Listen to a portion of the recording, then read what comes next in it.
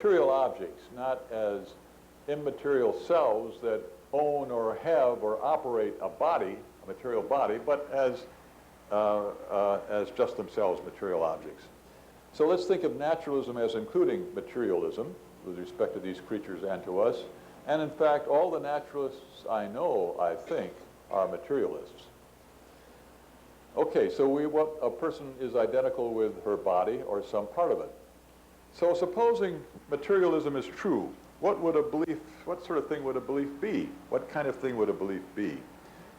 If materialism is true and you know, you say, okay, I'm a materialist, how do I think about beliefs? I have the belief, let's say, that all men are mortal. What is that belief? What kind of a thing is it?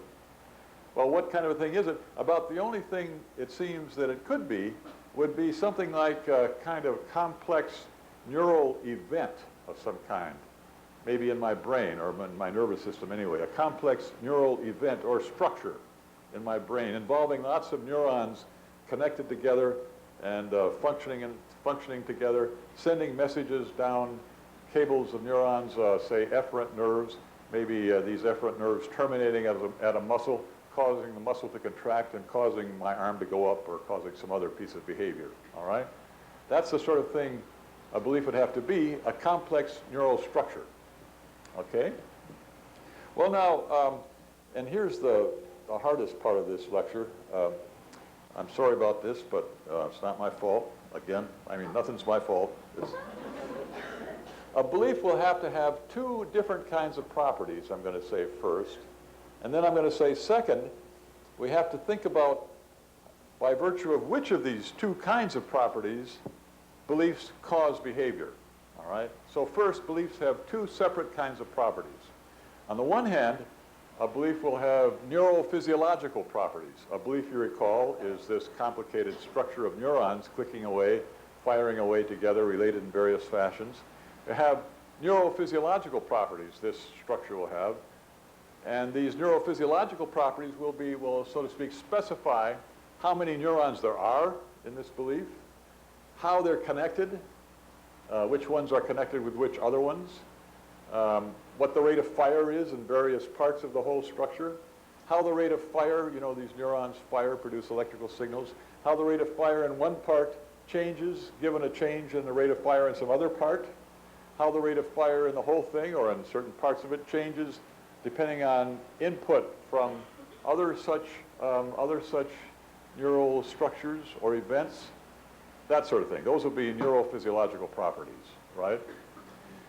Well, if it's really a belief, though, then besides having a having this whole set of neurophysiological properties, it will also have to have a content.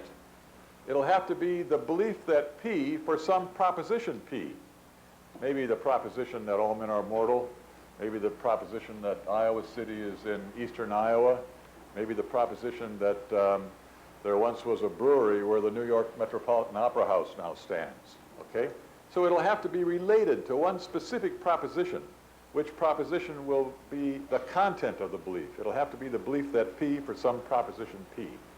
Okay, that's the one thing then, these two kinds of properties. Now, here's the next question, or the next suggestion, if you look on the sheet. Here's the suggestion, and this is what we have to think about. The suggestion is that beliefs do indeed cause behavior. We're asking about the relation between belief and behavior, whether a belief causes behavior. The suggestion is beliefs do indeed cause behavior, but only by virtue of their neurophysiological or electrochemical properties and not by virtue of their content, all right?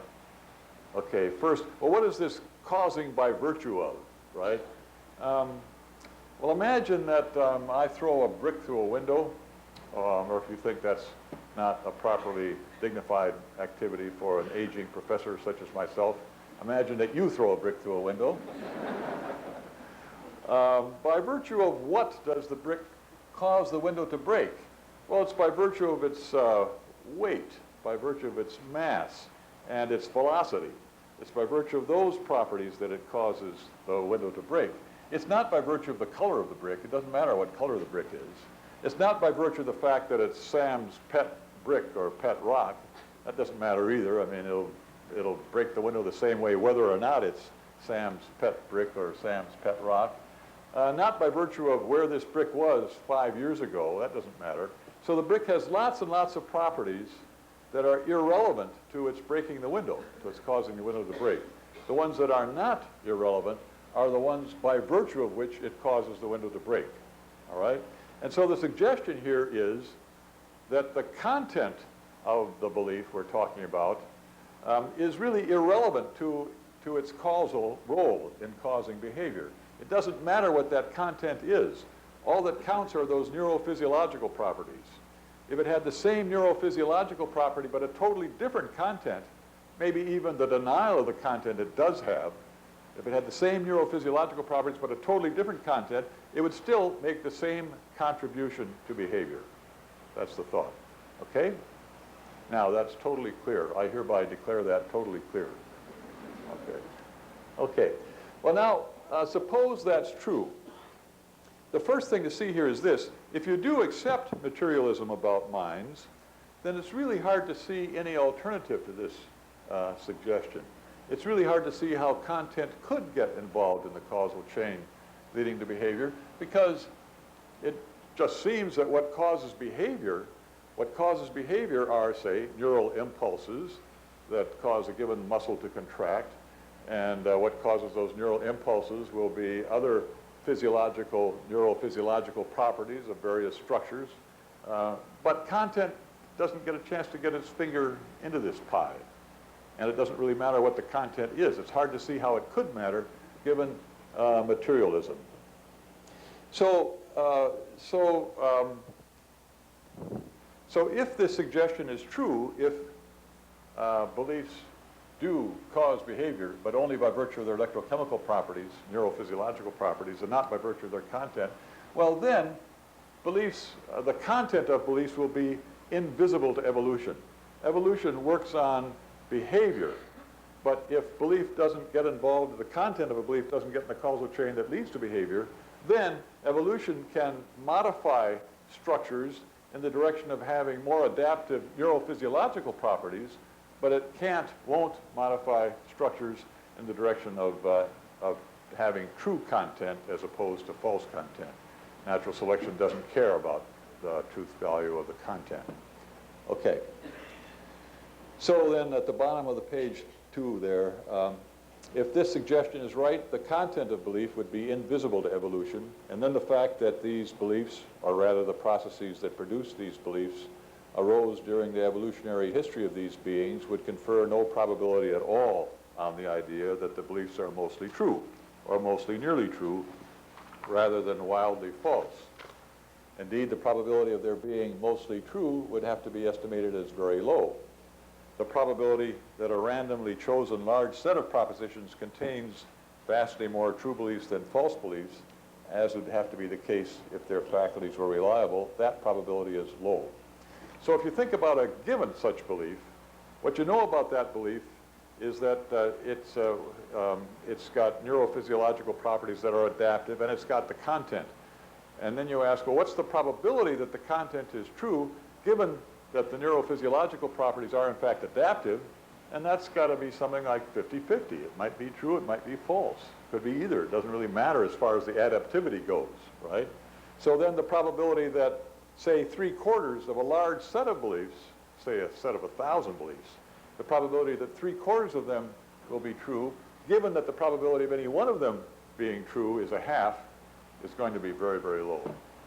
One of my mathematician friends calculated this for me, and it was something like 10 to the minus 59th, which is very, very trivial, low probability. Okay. Okay, so if belief doesn't get involved, if the content of belief doesn't get involved in the causal chain leading to behavior, then the probability of R is going to be very low. Let's suppose, on the other hand, though, that content does get involved in the causal chain leading to behavior. Suppose belief caused behavior by virtue of content as well as by virtue of those neurophysiological properties. Then what about the property of R on N and E? Or we could say, what's the probability of R on N and E together with C, where C says that content does get involved, And then also, what's the probability of R on N and E and not C, where not C says the content doesn't get involved, all right? We just talked about the first of those, the second of those, that probability is low. What about the other probability? The probability of R on N and E and C. Well, that's not as high as you might think, because beliefs don't causally produce behavior just by themselves. It's beliefs, desires, and other factors that do so together. And then the problem is that there will be any number of different patterns of belief and desire that will issue in the same action. And among those many different patterns, there will be many in which the beliefs are wildly false. So what I'm trying to argue here is that even if belief content does get involved in the causal chain, lots and lots of false beliefs will be adaptive, or putting it the other way around, lots and lots of adaptive beliefs will be false. The proportion of false beliefs among adaptive beliefs will be quite high. We'll agree that the beliefs are adaptive. Now, what's the probability then that they are true? That depends on what the proportion of false beliefs among adaptive beliefs is, all right? And here's how I argue that they could be, that lots of false beliefs could be adaptive, or adaptive beliefs could be false. So suppose Paul is a prehistoric hominid. The exigencies of survival call for him to display tiger avoidance behavior. That just means there's a tiger after him, all right? Could have put that a lot more briefly. There will be many behaviors that are appropriate. Fleeing, for example, or climbing a steep rock face, assuming that tigers aren't very good on rock faces. Maybe they can't climb overhangs, let's say. Or crawling into a hole too small to admit the tiger. This is a big tiger. Or leaping into a handy lake. Well, when I wrote this, I thought tigers were like house cats and didn't like water, didn't like going swimming, but in fact, that's not true. Tigers are perfectly happy to go swimming, so that's not a good way to get away from the tiger. Just scratch that one, all right? So pick any appropriately specific behavior B, any one of those behaviors, like, say, running away. This fellow Paul engages in B, we think, because, sensible fellow that he has an aversion to being eaten, and he believes that doing B is a good means of thwarting the tiger's intentions to eat him. But the fact is, this avoidance behavior could result from many, many other belief-desire combinations. Maybe Paul very much likes the idea of being eaten, but when he sees a tiger, he always runs off looking for a better prospect, because he thinks it's unlikely that the tiger he sees will eat him. That will get his body parts in the right place as far as survival is concerned without involving much by way of true belief. Or maybe he thinks the tiger is a large, friendly, cuddly pussycat and wants to pet it. But he also believes that the best way to pet it is to run away from it. I once had a cat like that. If you would walk toward it with the idea of petting it, it would run away. But if you would run away, it would instead follow you. Or maybe he thinks the tiger is a regularly reoccurring illusion, and hoping to keep his weight down, has formed the resolution to run a mile at top speed whenever presented with that illusion. Or maybe he thinks he's about to take part in a 1,600-meter race and he wants to win, and he believes the appearance of the tiger is the starting signal, or perhaps ... The idea is there are lots and lots of ways that you could have false beliefs that were nonetheless adaptive. Lots and lots of one's adaptive beliefs could be false. So, for example, naturalists like David Sloan Wilson and others very often argue that religion is adaptive. Religion is widespread across the supernatural religion, widespread across the entire world. The idea, they say, is, well, religion is adaptive. Of course, it's all false, but it's adaptive. So there's a prime case of a whole set of beliefs that are both false and adaptive. So the thought that these beliefs are adaptive by no means guarantees that they are true. A large proportion of false beliefs, of adaptive beliefs, will be false. Well, if we put these two probabilities together, P of R on N and E and C, and P of R on N and E and not C, there's a kind of formula for doing that, but I'm not going to bother us with that. If you put them together, the reasonable thing to think is that the probability of R, of these creatures' cognitive systems being reliable, that's relatively low, less than a half. Okay. And of course, the same thing will go for us then. The same thing would go for us. If N and E is true for us, then the probability of of R on N and E will be low for us as well. Okay, now I'm on to the next premise, number 2 there. And I want to argue by way of analogy that the probability, that if you see that the probability of R on N and E is low and you believe N and E, then you have a defeater for R, all right? So first analogy, suppose I'm a believer in God, as in fact I am, and you know, Sigmund Freud said that theistic belief in God is produced by wish fulfillment. People find themselves in this cold, cruel world. Nature delivers to us hurt and pain and sorrow, and in the end, nature demands our death. Well, if we look at this miserable situation square in the face, we will become depressed. We'll fall into depression, into apathy, and probably not survive. So what we do is subconsciously, of course, everything in Freud of importance goes on subconsciously. Subconsciously, we invent a father in heaven whom we project up into the heavens. We invent a father, a great father who runs things. We project the father up into the heavens, and that's how it is that people come to believe in God, all right? Well, suppose in an unduly receptive frame of mind, after maybe 3 martinis, I'm reading Freud, and I come to think, you betcha, Freud's right. Theistic belief is, in fact, a product of wish fulfillment, all right? Well, if I also think that the probability that a belief's being true, given that it's a product of wish fulfillment, is low, then I'll have a defeater for any belief I take to be produced by wish fulfillment, including then my belief in God, all right? Second analogy. You might remember, some of you, that about Descartes. Descartes lived early on in the he lived early on in the 17th century, and he was distressed by all the sort of conflict there was, in particular religious conflict. Some people believed one thing, some people believed another. They got mad, angry with each other. There were religious wars. So he tried to figure out what to do about this, and he thought the right thing to do was to see what was absolutely certain, to base one's beliefs on what is absolutely certain. So he tried to think about what might be absolutely certain. Well, it's not absolutely certain that I see a hand in front of my face. I could, after all, be dreaming, right? It's not absolutely certain that I'm standing up in front of a lot of people talking. Again, I could be dreaming or a victim of some kind of illusion, okay? He finally came to mathematics, and he said, well, can't I be absolutely certain that 2 + 1 = 3? I mean, there's something that nobody's going to talk me out of. Then he thought for a while, and he said, well, I can't even be absolutely certain of that, because it's possible that I was constructed by an evil demon or an evil genius, an evil demon who creates people with the express purpose of deceiving them and getting them to hold false beliefs, even about mathematics. Couldn't that be? Well, yeah, I guess it could be. So I can't be absolutely certain about mathematics either, all right? Well, suppose again, after 3 martinis and in an unduly receptive frame of mind, I read Descartes and I think, you know what?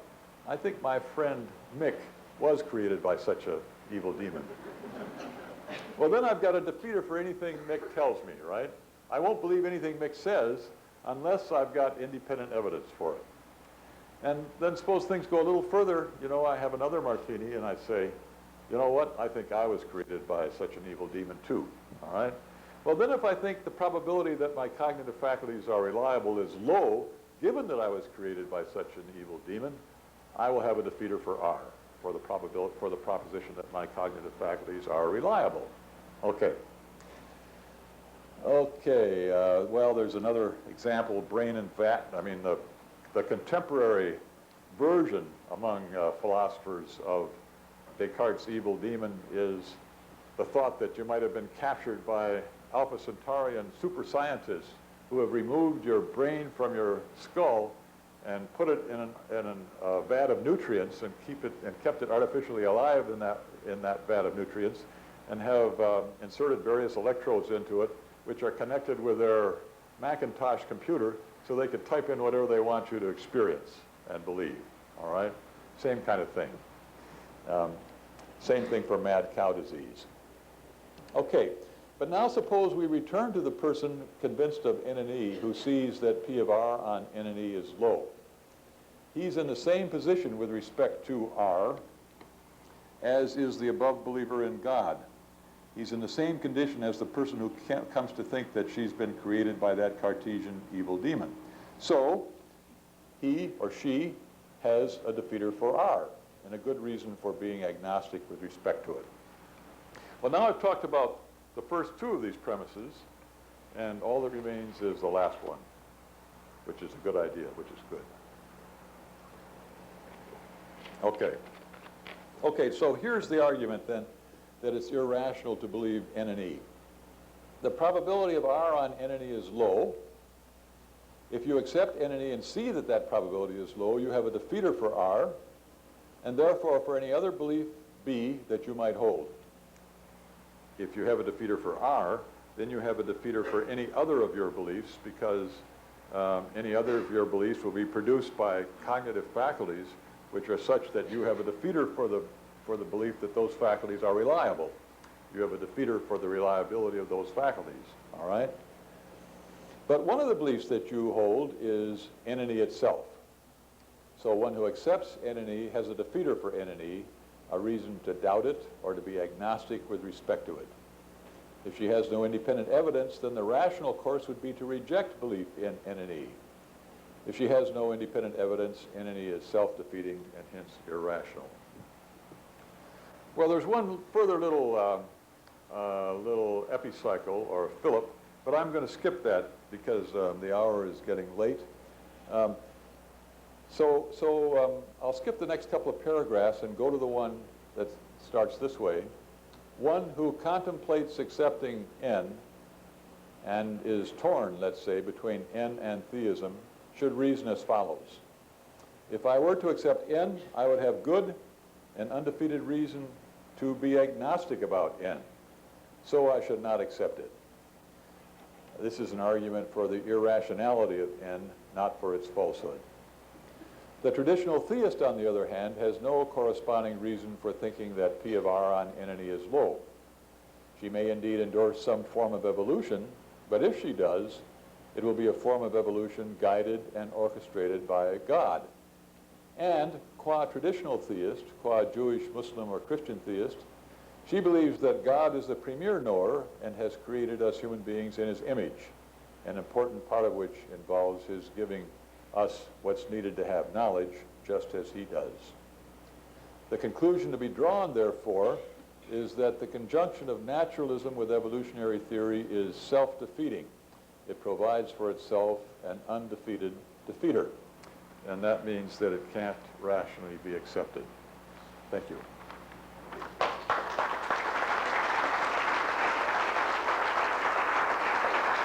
Talking about the man who's being hunted by the tiger, or other examples along those lines, it seems that beliefs such as that do not come out of a vacuum of nothing. When you're deciding to run from a tiger or something like that, it comes from a process. And the beliefs that are formed by that reflect the process. So if the man, by sheer dumb luck and use of strange logic, figures out, like, I'll pet the tiger, and my way of petting the tiger is running away. Right. Then that reflects bad logic, and that causes decreased viability for that individual, for individuals who use flawed logic like that. And so flawed logic like a man years ago who strapped a Chinook helicopter jetpack to his car and plastered himself into the Arizona countryside. And people who have bad logic, such as that man, or somebody who's figured out a wrong method to deal with the tiger, would die off. And so people are encouraged in order to develop good logic systems and to be able to form beliefs that are valid, like, in that way. Right. I think that there's a lot of truth to what you say. All I was trying to point out here was that adaptive beliefs can very well be false. Now you're saying, well, okay, so that one can be and some other ones can be, but there'll be a whole general pattern here that will go wrong, and this creature's not going to last very long. Well, maybe so. So, I mean, the real question then, I guess, would be this: can you have whole systems of beliefs, not just single beliefs like that, but whole systems that are both adaptive and false? that are both adaptive and false. And you clearly can. I mean, one example is that of religion from the point of view of naturalists, of the naturalists themselves. That whole system, say most of the naturalist writers who write on religion, that whole system of beliefs is false, but nonetheless adaptive. It's adaptive, but nonetheless false.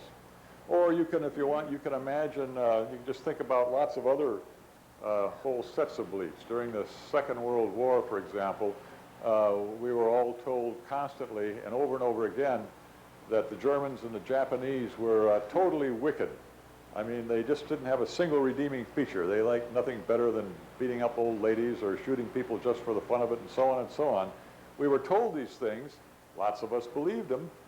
These beliefs were false, but they were adaptive. They helped us sort of screw up our courage and screw up our indignation to fight these miserable so-and-sos, you know, during the war. You could also imagine a tribe of creatures who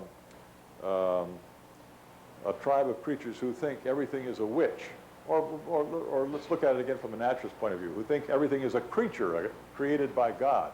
They think everything is a creature, and all their beliefs are of the form, this creation of God, this creature has such and such a property. If they ascribe the right properties to the right, quote, creatures, their beliefs will be perfectly adaptive, although from the point of view of the naturalist, all false. So there are lots of ways in which you can have whole systems of beliefs that are adaptive but nonetheless false.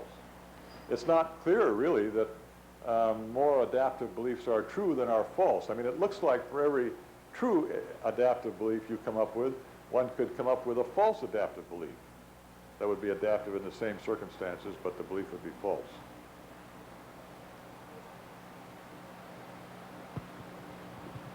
At the end of your talk, it seemed like your conclusion was like the mirror image of Pascal's wager, where, you know, if either God exists or he doesn't exist, he or she, and I don't know, but I might as well choose the one that would be beneficial to me. Like your idea that if you are a naturalist, you can't believe anything you think, so you might as well be a deist or theist so that your cognitive faculties have validity. I was only proposing it as an argument for the irrationality of naturalism, or naturalism together with evolution, or naturalism together with materialism and evolution. That set of beliefs, I say, is, although very, very widely shared, irrational. But it doesn't follow from the fact that it is irrational. It doesn't follow from the fact that I'm right there if I am, and of course I think I am. It doesn't follow from that you should be a theist. You might say, okay, I'm going to be an agnostic. I'm not going to be either a theist or a naturalist. I'm just not going to know what to think on that topic. So all I'm arguing for is just this thesis that conjunction of beliefs is irrational. One of the lessons that people have taken from Cartesian skepticism. From what? From Cartesian skepticism is that people like Descartes and who follow in that tradition place too high of a premium on knowledge and on truth. And so what I'm wondering is, why would a naturalist be upset by your pointing out that these beliefs are irrational? What they're going to respond is just that, you know, it's too bad, but that's just the situation that we're in. So why should we worry about having true beliefs? Let's just deal with the hand that we're dealt and why should we worry about having true beliefs? That's a little hard for me to wrap my mind around. If somebody says, well, I'm a naturalist, so I believe naturalism, but I don't really care whether it's true. I just believe it. Well, I mean, no, does that I'm make sense? thinking of like in the early modern period, one of the problems that they wrestled with were those perceptual relativity arguments. So you have, what is the true color of the cloud? And as you approach the cloud, the color starts to change, and we can't decide. Right. So why worry about discovering whether there is a true color or a true magnitude, or because those arguments can be run for the primary qualities too. Yeah, I mean, I guess with the case of the cloud, I guess I would say, right, it does seem hard to figure out what its true color is, if it has a true color. But what I'm saying is, here's the naturalist. He says naturalism is true. If he doesn't think it's true, it's not clear how he could be a naturalist. Naturalism is the belief that some proposition is true. So he's already committed to the truth of this, and I'm saying it's that's irrational. if he goes on to say, well, I don't care, I mean, beliefs are irrational, rational, schmational, irrational, who cares?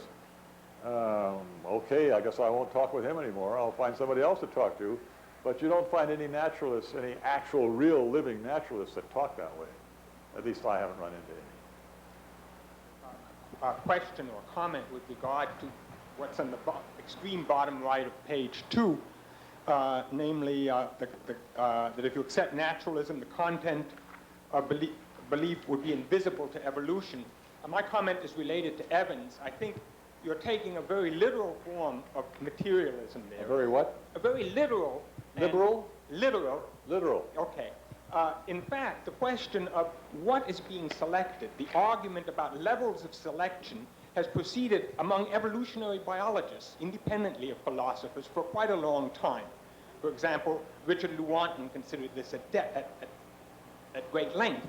And there are many evolutionary biologists who believe that, in fact, the content of belief would be visible to evolution. Let me give a simpler analogy, because we know very little about the structure of brains, but we know a lot about the structure of eyes. And we know, for example, that octopus and fish have eyes that are superficially similar but develop in entirely different ways. They're presumably, however, both obtain that superficial similarity because of the content being the ability to flee from predators and catch prey, which involves accurate assessment of their environment, achieved by different mechanisms. Selection, therefore, does not act upon the specific mechanism, or not directly. It acts on the acuity of vision, and the effect on the mechanism is indirect. And there are many, many such examples. Now, if you pick the case of the brain, we really do not know anything about the connection of mind and brain, and biologists as well as philosophers argue about that, but it's completely plausible to believe that natural selection does, in fact, act upon the content of our beliefs. Let's say how easy it is for a tribe of Cro-Magnon men and women to perceive where a herd of bison is and drive them over a cliff or whatever. And the specific neurophysiological structures are indirect and secondary consequences of selection working on content. Well, now, here I think we've got a difference as to what content is, a misunderstanding here. I mean, we surely do have various kinds of indicators in our bodies that measure, for example, blood pressure, blood temperature, saline content of blood, and the like of that, all right? And those things have content in the sense you're talking about. They, you might say they measure something or other. They have content in that sense. But they don't have belief content. It's not that anybody in the neighborhood believes that. It's not that those structures themselves believe it. It's not that I believe that the saline content of my blood is too high, or that its temperature is too low, or that my blood pressure is too high or low. Nobody in the neighborhood believes that. There isn't any belief content, though there is indicator content. So I would entirely agree with you. Indicator content